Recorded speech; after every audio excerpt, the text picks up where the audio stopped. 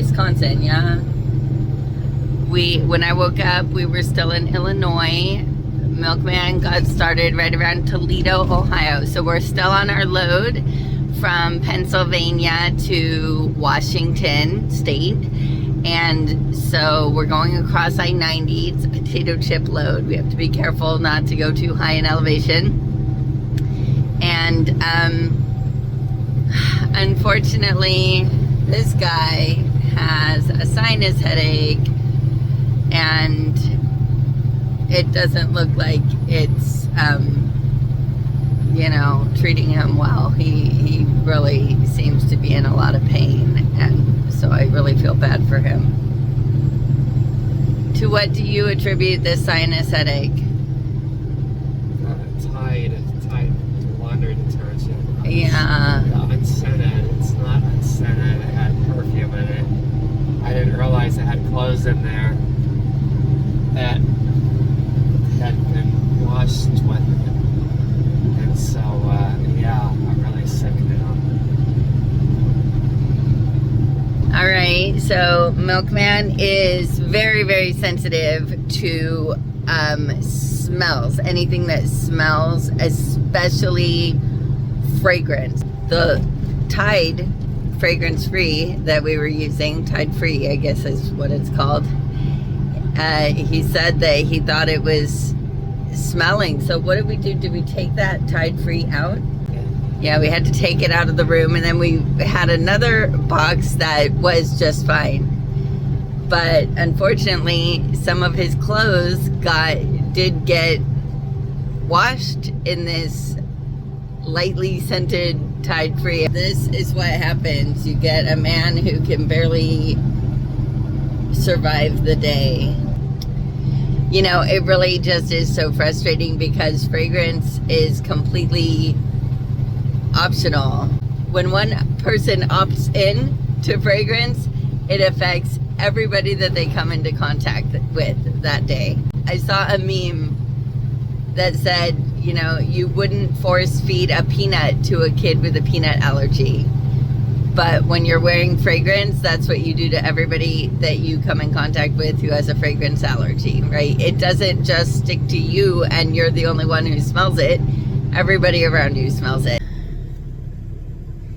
All right. Looks like I'm on my own today. Lugnut's sleeping. And Milkman's really in bad shape. I have an hour before I'm allowed to drive. So, it usually, if we do all kinds of stuff here at the truck stop, it usually takes us about a half an hour. And then I can just sit in the parking lot for a half an hour. It's actually going to be so much faster doing it on my own than teaching my little man. He doesn't learn unless we make him do it over and over and over again, but dang, that takes a long time.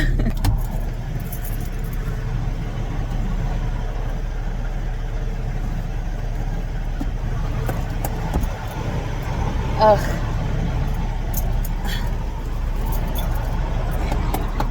Really windy out there. I think I'll put my hair up.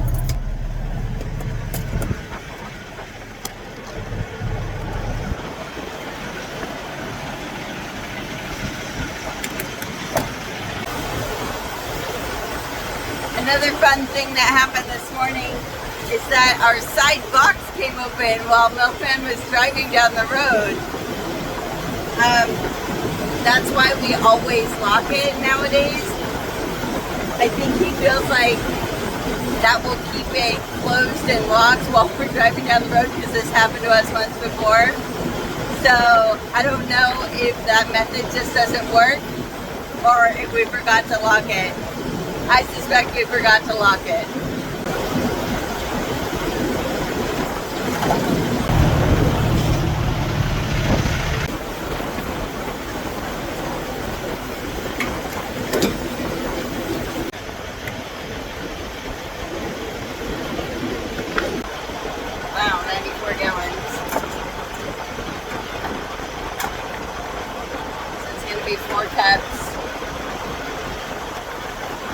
Or Captain Lucas.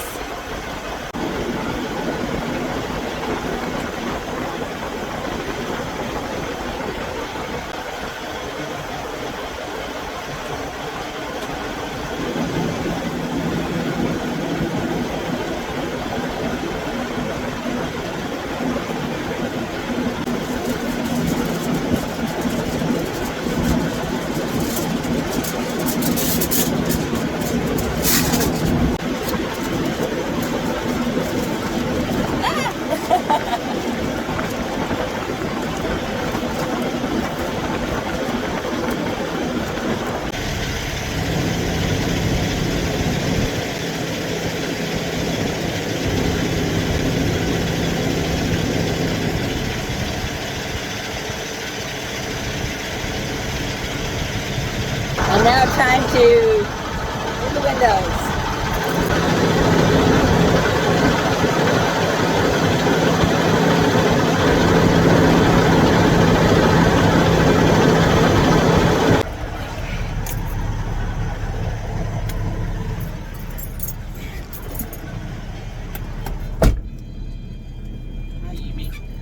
Boker tov matok. Abba's not doing well. How many more minutes do I have here? I have 7 more minutes, so 9, 10. Okay. Since Milkman, I mean, he has been puking of the storm. Since he's not doing well, it's up to me to get my own lunch. So there's a Petro right here in Albert Lee, Minnesota. I'm gonna see what they've got on the inside. I think they have a Sbarro. I think that'll work. Give me a soda. Self-checkout, never seen this before.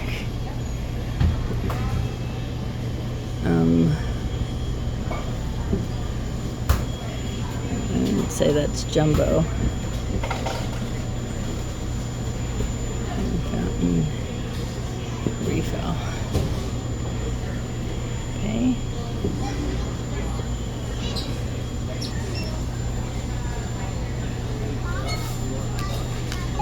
Oh, there we go.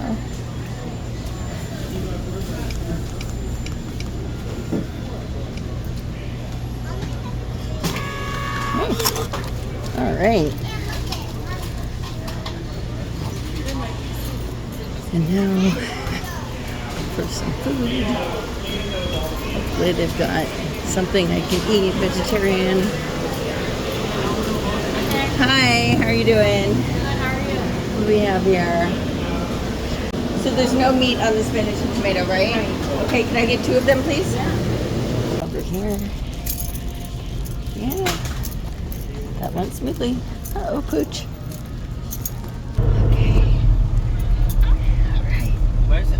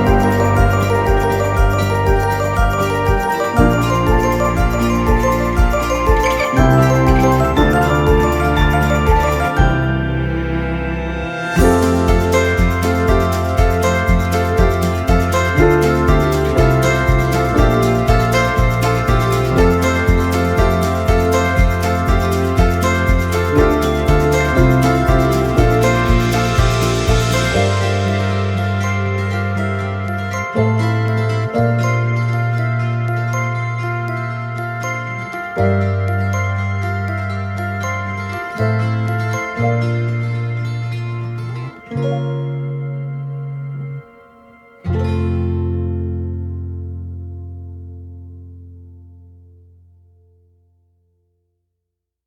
right, it is only 9 o'clock, but my night is done. I got started right around 9. That was the earliest I could get started, but I had no choice. Milkman was just feeling so horrible, and sadly he did puke later on, and he is still not really up to snuff. I got some Sbarro pizza for lunch because I could tell he wasn't up for making lunch, and that was my first time having Sbarro. It wasn't that great. But I mean, my other option was Taco Bell, so it wasn't like I had a lot of options. Milkman did wake up and make us dinner, and he tried to eat himself, but he only ate a little teeny bit of his dinner, so that's a clear indication that he's not out of the woods yet. So I do feel bad for him, but we do have to get going, and I cannot drive any longer. We're in the middle of South Dakota, where exits are few and far between. So there was an exit. I only had about 15 minutes left, so I had to stop, and we had to switch. So I do hope that he'll finally get, snap out of this, phase of his illness. Time is what it takes, right? Time to let his body heal.